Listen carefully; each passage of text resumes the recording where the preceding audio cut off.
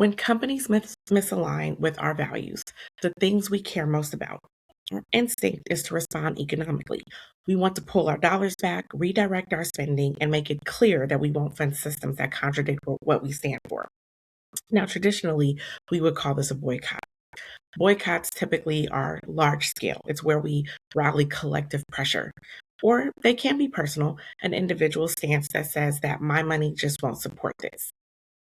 And while individual boycotts rarely hurt a major corporation on their own because they're micro statements, I firmly believe in redirecting my money every chance I get. Because really, it's not just about choosing where our money doesn't go, it's equally about choosing where our money does go. And economic withdrawal and economic investment are both forms of power and they work together. Welcome to my channel. My name is Jice Johnson. I'm a business strategist and economic developer. And on this channel, I'm breaking down the intersections of business, leadership, and global affairs so that you can stay informed, build strategically, and operate with intention and by design. So if this content resonates with you, do all the YouTube things, like it, subscribe, share, and of course, hit the notification bell. All right. So today I want to talk about the hurdles that we face in making that redirection really meaningful.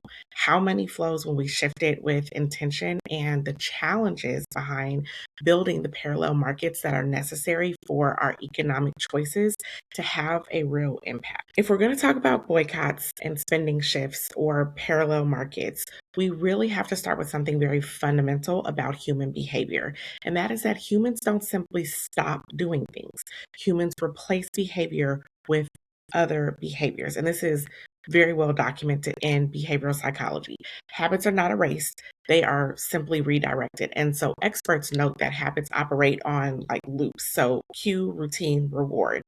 And if you remove a routine without replacing that reward loop, then the brain will naturally find a substitute. And we already see this everywhere, right? Like there's examples. If you quit smoking, most people are going to switch to something like gum or mints or toothpicks or vaping or whatever, right? There's an oral fixation from like the hand to mouth that doesn't just vanish, it adapts. If you want to stop eating junk food, now you're talking about people replacing that behavior with healthier alternatives. So that's fruit or trail mix or flavored water or whatever. But that desire for the sweetness or the crunch never disappears. It simply gets redirected. If you want to look at bad spending habits, right? People don't just stop spending. They spend elsewhere. Financial coaches teach replacement strategies for that exact reason. So we even see this in our digital habits, right? When someone deletes one social app, they are basically just migrating to another one, right? They're not migrating into silence. People don't delete the behavior, they just shift the platform. So, this is how our brain works. We are wired for substitution and not for elimination.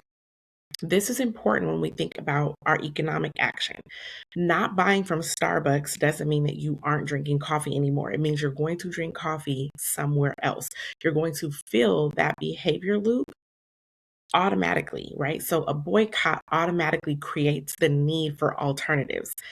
This doesn't just mean that it has to be morally aligned, it has to be functionally capable alternatives. So the problem is that these alternatives are fewer and farther between. And in many cases, we haven't even built them yet. So we're attempting to replace behavior in an environment where those replacement options don't exist in any meaningful number. And that gap between our desire to redirect our dollars and the lack of viable places to redirect them is one of the biggest hurdles that we face in developing or building parallel markets. So, I want to talk this through. I'm going to talk a lot. One of the biggest obstacles that we face in building anything new, anything parallel to the dominant system is convenience. And I think it's important that we really remember that the level of convenience that we enjoy today, it did not just appear. It was engineered over decades, backed by billions of dollars of investment, infrastructure, government contracts, and very important here, a lot of patience. The convenience that we experience is not a natural outcome, and it certainly isn't an outcome of just good business. It is a heavily funded outcome. The convenience that we depend on is the very thing that makes it hard to build alternatives. I'm going to break down just two of many examples. Take WeWork. This is like WeWork WeWork was not profitable. It wasn't stable. It wasn't even operationally sound. What WeWork had was investment, billions of dollars of investment, enough capital to outprice smaller co-working spaces, to undercut competitors, to dominate commercial real estate relationships, and to scale faster than the conditions actually justify. WeWork grew not because it was the best, but because it had enough money to outlast the competition. And most smaller community-based co-working spaces just couldn't stand a chance. Not because they lacked quality, not because they lacked community, not because they lacked value, but because they didn't have a $47 billion valuation. Capital buys time. Capital buys dominance. So that leads me to the second one. Number 2, Amazon. Amazon burns me up. It is the blueprint of a monopoly built on decades of unprofitability. Amazon did not turn a profit for 20 years, right? The average business cannot survive 20 days. Amazon had 2 decades of investor patience, of infrastructure, of government contracts, of subsidies, right? During those years of unprofitability, Amazon undercut every bookstore in America. Barnes& Noble had to adjust its entire business model. Amazon undercut retail. Amazon undercut logistics. Amazon undercut competitors. Amazon undercut labor protections, right? You cannot afford to undercut all these sectors of industry in any normal business setting. Amazon built warehouses with taxpayer subsidies in order to buy it enough time to perfect the ultra convenience that we see today and capture the entire customer habit loop. Y'all, by the time Amazon finally became profitable, it had already destroyed entire industries, destroyed them, and became too big to have any meaningful challenger. So Amazon won because it played the long game that was backed by massive amounts of capital that insulated it from risk. When I taught business and entrepreneurship at the collegiate level, we often use Amazon as a case study to talk about innovation, but it's not meaningful because we don't talk about the advantage that it got from billions in backing without profit. Don't even get me started on the laughable concept of meritocracy in this country. Can you even imagine? What this means is that our communities are trying to compete in an unfair economic arena. We don't have multi decades of an investment window. We don't have that. We didn't get patience through unprofitability. We didn't get subsidized infrastructure. We didn't get billions of dollars to figure it out along the way. We didn't get billions of dollars to undercut all the competition. We didn't get 20 years of runway to become a monopoly. It's difficult to get a lender to lend a small business 3 or 6 months or 12 months of runway capital. Amazon had 2 decades of runway capital. And we talk about it like it's some sort of innovative genius. When we talk about building parallel markets, we have to understand what it is that we're saying. Because I'm not talking just for the sake of talking. I'm not talking just because they are nice sound bites or make a good reel. That's not what I'm talking. We have to really understand what we're saying. We are trying to create alternatives to systems that have the luxury of unlimited money and unlimited time. And at the same time, we are expected to build profitable, fully convenient alternatives immediately. Or we're going to face the backlash that often comes with small business, or really the backlash that comes with Black business under extreme scrutiny with no grace. And it's just not realistic. It's not realistic. It's not realistic. It's not realistic. That expectation kills new markets before they even start. Before I go any further, I'm going to take this moment to highlight another Black business. The Black business I'm going to highlight in this episode is Vibrant Love Artistry. I am rocking a pair of her earrings, these dope ass earrings. I have been shopping with this brand for a very long time. Every pair is handmade, hand printed, and high quality. So you can find her website in my description below. Okay, so now back to what I was saying. At some point, right, we have to decide, do we want convenience or do we want a rebirth of a competitive marketplace? Because we cannot have both, not immediately. The need for that immediate convenience will actually be why many of us will miss the opportunity to build on the continent. But I digress. Convenience is the reward of a system that has already won. Building alternatives is going to require patience. It's going to require commitment. It's going to require early adopters, slower processes, smaller selections, higher prices in some cases, or at least initially, and community loyalty. A new market does not just start already at the finish line. So if we want competition, if we want that free market, right? Um, John Hope Bryant was talking about this at his recent conference, and I'm going to do a stitch to some of the things that he says because I am increasingly disappointed with his mindset. And it's not that he doesn't know what he's talking about, but I'm disappointed with his mindset. But he keeps talking about this concept of free market as though the capitalism that we experience today runs on a free market, a competitive market.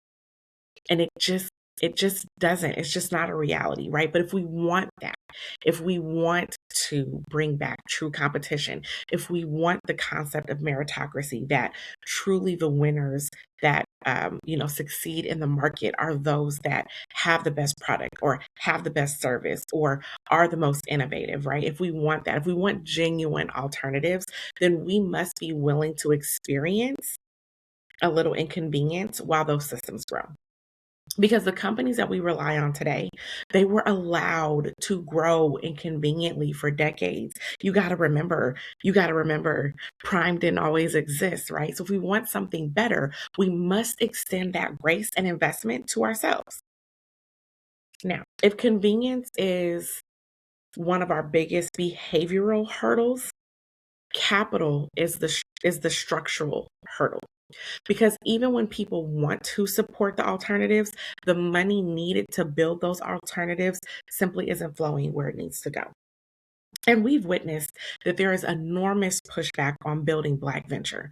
And so I'm going to save that conversation for another day. I really believe that Black venture has to operate differently than other venture capital.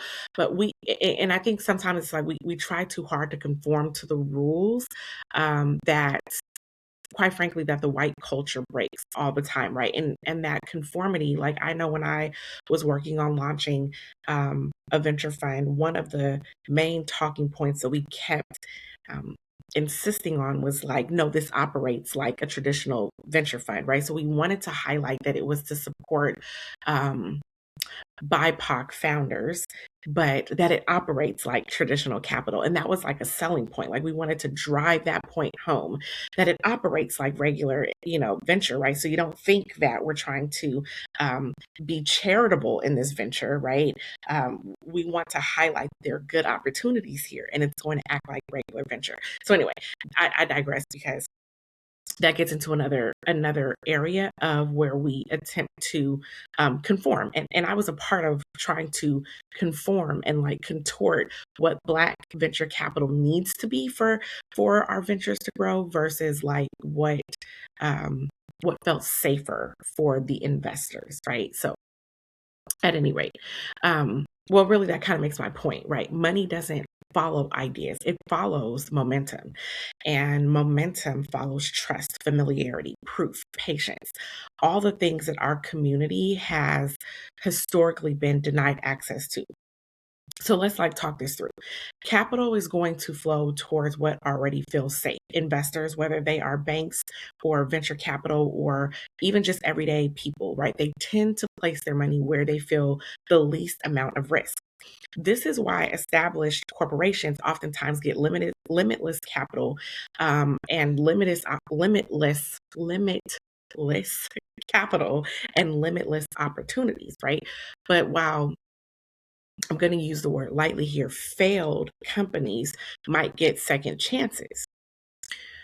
Monopolies get bigger, right? And emerging alternatives struggle just to find the basic funding. And it's not because the ideas aren't good, it's because the capital chases certainty when it comes to us. For over 100 years, our communities have been structurally positioned as risky. This has resulted in a lack of access to credit, redlining, biased lending practices, underfunded schools, underdeveloped business ecosystems. All of it feeds the same narrative. That narrative is don't invest here. That narrative is don't put your money here. That narrative is don't put your resources here. That narrative limits the flow of capital long before anything has even kicked off. The second part about that is our distrust of each other also disrupts capital flow. When it comes to investing in our ventures, our own community is often hesitant. It's because we've been burned or we lack exposure to like successful investment models. And I understand that we have been taught to fear loss rather than taught to pursue growth. And we've been conditioned to trust established institutions over our own emerging ones.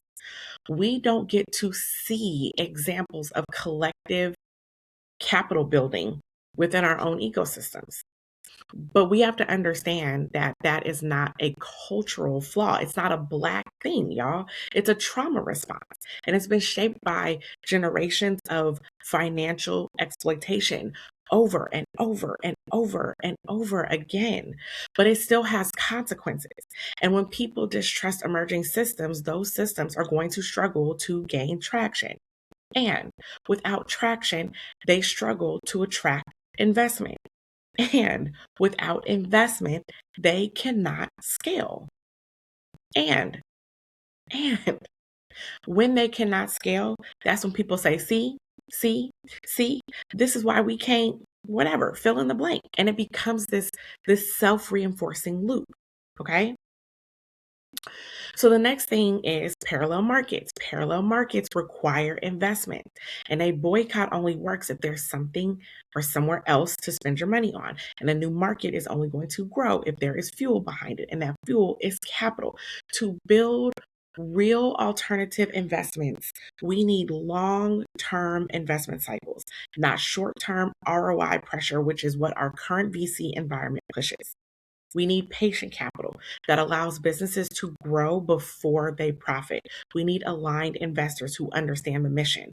We need collective ownership models so that the burden does not rest on one founder. We need community controlled capital pools. This looks like credit unions or cooperative funds or revenue based financing.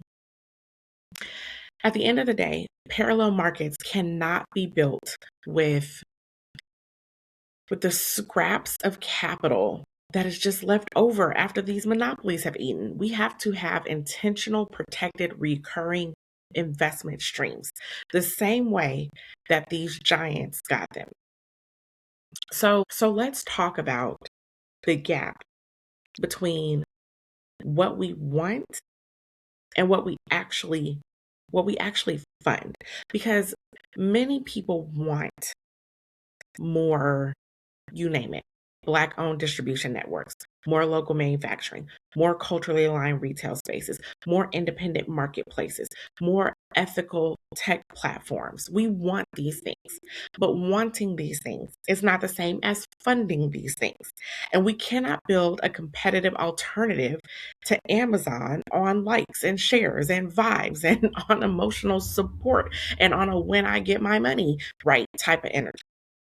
What we need to build requires capital, collective, sustained, intelligent capital. And so, if we want parallel markets, we must redirect dollars from consumption into investment. And I just want to acknowledge, I just want to put it out there that this is a huge mindset shift because America is a consumer market. It's not just Black folks, America is a consumer market. But it's also Black folks. And we have to acknowledge that. We have to shift our thinking. Our retail spending has to be shifted into ownership. Our boycotting has to be shifted over into building. And the frustration that we experience with these systems have to move into infrastructure. Otherwise, we're just going to remain dependent on these systems and continue to just oppose them by way of verbal backlash. Our money is a statement of alignment. Every time we spend dollars, it is a vote. Every investment is a value statement, right? And every time that we repeat our purchases, this is a signal to the market, right? It just tells them to build more of this thing that we're spending our dollars on. Right now, the majority of our dollars are voting for companies that, quite frankly, just don't give a shit about us. They really don't. The legislators that we are voting for don't give a shit about us. The companies that we work for, the companies that we spend our money with every day don't give a shit about us. We can be legacy minded, wealth minded without shitting on everybody. And the type of capitalism that is promoted in our system tells us that we can't. It tells us that the only way to be a capitalist, that the only way to care about your own ability to grow and build something meaningful with your hands and your ingenuity and your investment and your labor, to leave something behind for your children is to do it at extract at all costs measure. Shareholders over everybody, over everything, over environment, over community, over sustainability. And that I just vehemently reject that. That's not true. And so we're here messing around with these companies and these legislators that just simply don't care about us. And we need to recognize that. And so like if we want something different, like we got to make different financial choices, period. Period. What needs to be built, and like how we actually build it, right? Like we, okay, so we've talked about the hurdles, right? The psychology, the capital, the structure of monopolies. But like the truth is that the tools and the tech and the knowledge that we need to build these parallel markets, it already exists. So even when I'm talking about the amount of time that has passed, right? In that time, the tools have been built. What's missing is the coordination. What's missing is commitment and collective action. So at this stage, we don't even need breakthrough inventions. What we need is to connect what already exists into new and aligned systems. Parallel markets are not going to start with perfection. So we're going to have grace. They're going to start with infrastructure. And then that's going to have to include consistency and community participation. So what does that look like in real early stage practical steps? Okay. Get ready to take notes. Get ready to like, subscribe, and share. Get ready to tag someone who's going to be in these spaces because, again, I'm talking about these things. And if you have followed me, like I've been around for a decade, if you follow me, if you're familiar with my body of work, you'll know I'm a doer. So believe me when I say that there are things that are in this list that I'm about to list out that I am currently working on doing, partnering with, building, all of that. But this is not going to just be me. It's not going to be me. It can't just be me. It wouldn't be just me, right? So when I'm saying to tag someone, when I'm saying to share, as I'm going through this list, think about somebody who you know who is doing this or attempting to do this or wants to do this or who you know can connect. When you're thinking about who can connect, this is super important.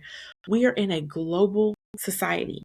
And one of the things that I have talked about in particular when it comes to BRICS and the multipolarity that is being built out, what we have experienced for the last century is, well, and prior to that, really, but let's say for the last century, what we have experienced under the United States, under the era that is the US, is a central power. And that central power is backed economically. What BRICS is doing is pulling apart that centrality. It's not replacing it. It's creating multipolarity. And in creating multipolarity, we have to understand coming together in the form of leverage and value. It doesn't mean that we build 100% with Black. It doesn't mean that. It really doesn't. I know, like, just take that in for 1 second. It doesn't mean that we come in and allow for the colonization of the newness of what we're creating. What it means is that we live in a global society and that the idea of multipolarity allows for us to create partnerships where it makes sense with leverage. So I'm going to save more of that for another day because I want to get into this list and I've already been talking for a long time. But I want us to be thinking about who do we know as I go through this list so that we can begin to connect who we need to connect, right? So take action. Don't just talk about wanting something different and don't take action. And part of the action you can take right now is just connecting people to this list. Hit them with a timestamp so they can cut down right to this part, right? And let's go from there. So the first thing is we have to build parallel distribution centers. I really believe that this is the first like frontier because boycotts and spending shifts, they don't mean anything without alternatives. So what can we do to support independent marketplaces, right? Like Etsy adjacent and niche communities. So some of that can look like creating local pickup hubs, delivery co-ops, neighborhood-based distribution networks. We can use pop-up models, mobile shops, and small-scale retail collectives to bypass big chains. That could look like organizing vendor groups that negotiate shared logistics or shared warehousing. So we have to create functional lanes of distribution. The next thing is that we have to strengthen parallel logistics. So logistics, in my opinion, is where the monopolies win. So we have to carve out some lanes in that space. So some very early stage actions could look like working with local courier services and regional delivery businesses, looking at something like micro logistic cooperatives in major cities, and then looking to expand into like rural reach. We need to look at implementing shared trucking or shared shipping among small businesses. We can use tech platforms for this. They already exist to do things like coordinate routes, pickups, inventory, and delivery, right? So the infrastructure really is just there. It just needs to be assembled differently. So now let's talk about manufacturing. And now listen, again, I'm not proposing to do all these things, right? I'm doing some of these things. But if you are in this space, it is up to you.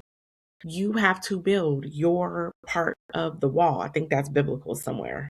Nehemiah something, right? Build your part of the wall. I am giving some guidance on where to start your research and where to start your organizing. Manufacturing. We have to develop parallel manufacturing capacity. We do not need to start off with mega factories. We need access to small batch and mid-tier manufacturing. You got to think about the size of a lot of our small businesses.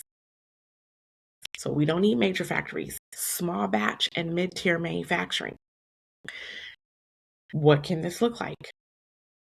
Manufacturing is an interesting one, but I think that we can do things like map existing small manufacturers or local maker spaces and US-based micro factories, right? And then create collective purchasing agreements to lower the cost of production.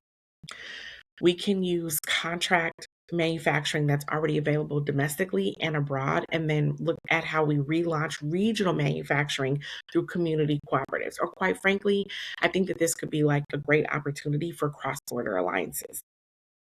This really is going to be about stitching together production partners and not building new factories in the US or certainly not overnight. Okay. So now, parallel payment systems and finance systems, right? Economic movement requires financial infrastructure. This is a rapidly evolving space, but I have some thoughts on this. So we could be looking at things like cooperative lending models. These already exist, using cooperative owned or mission aligned fintech for payment processing. We could look at pulling community capital into investment circles or things like revenue based financing, micro funds, using blockchain based systems for traceability, for transparency, and again, that cross border trade, right? So the tech is already here. We're not starting from zero, it's just fragmented, right? So we got to start pulling it together. So the next thing is marketing ecosystems. Monopolies own the attention. They own the marketplace. So we have to own some of our own attention pathways, right? Again, the tech already exists. We have to build community content and networks and collaborative media pages and look to support like niche influencers who drive intentional buying behavior. I think that we have an opportunity to create affiliate programs or circulate money within aligned communities. And then certainly looking at things like building our email list or SMS or like owned media, right? Owned media. How can you own access to the data for distribution? It's going to take some effort. It's going to take some effort. We have really got to be intentional about our attention. That includes me because I'm on all the main platforms. I'm not on hardly any like side. I think I technically have a fan base. I have a Blue Sky. I even have a Red Note, but I'm not really on those platforms, y'all. Y'all are gonna find me on Instagram, pretty much mostly on Instagram and whatever Instagram posts to my Facebook, right? So I'm guilty of that myself. But yeah, it's got to be intentional. So anyway, next we have to shift our consumer culture from convenience into purpose, right? Like no system is going to thrive without people choosing it. You have to make a choice. So we need to start educating consumers about the cost of convenience. It costs something. When somebody's like, I don't know about you, but I have to use Amazon. I have to. This has been going on for a long time before these things, right? But so there's a cost to convenience. We need to be educated on that cost. And that's part of why I front loaded this with some of that information, because we need to be educated on that. We need to normalize early stage patience, right? Like slower shipping, fewer options, smaller inventories. And we really have to rebuild community loyalty to local and aligned businesses, right? We should celebrate, we should champion participation in that way. Like it should be a big deal. It should be a big deal if you shop local. It should be a big deal if you shop small business. And really we should be like when somebody get out here and try to tell us, and these are just some of the comments that I've gotten, like, oh, you're talking broke business. Like, what? You're talking, what did somebody else say? These are some of the things I've heard, is that this type of talk is broke, that we need to have these things, that this is stupid, that it's never going to work, right? Like we should shut that shit down, right? Like we should celebrate. We should be excited to promote the new small business that we have. We should be excited to promote the local business, right? We should be excited to promote the partnership that we built. We should be excited to, like, these are things that we should champion, right? I mean, which is kind of why I literally, and I'm just starting these segments or whatever, but like why I'm stopping to highlight where I've got my earrings, or last time it was where I got my sweatshirt, right? We should champion these things. We have to shift the culture that way. And it starts with each of us just doing the thing. Just do the thing, right? Culture is infrastructure. Culture is infrastructure. So the last part, y'all, is we got to build coordination hubs. And I really think this is the missing piece. Like the tech exists, the logistics exist, the manufacturers exist. What we lack is coordinated efforts, right? And I think this could look like digital hubs or directories or associations and things like that. But we really need coordination. These parallel markets are not going to be built in isolation. They're built by linking the existing systems together. So my goal is to keep all my videos under 30 minutes. I have failed already, y'all. In my third video, I have failed. So I've said a lot. Please share this out. I'm getting this channel up, but I promise to bring value.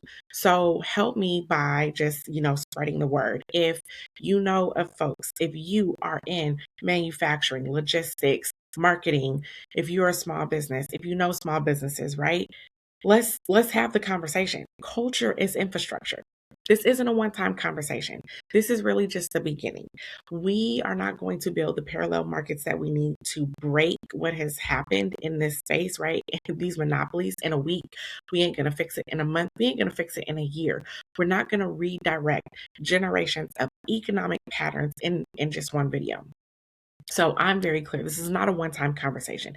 It is the beginning of long term efforts to understand where our power is, how our money flows, and how we can build the systems that we need. All right, y'all. So the tech exists, the tools exist, the people exist, and it really is about pulling them together, being patient with the process, and choosing to participate even when the convenience isn't there yet.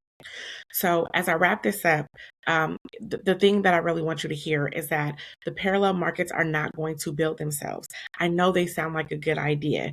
I know that when I'm like, yo, this is what we need, and people are like, yes, we need a reset, we need to go, right? I get it.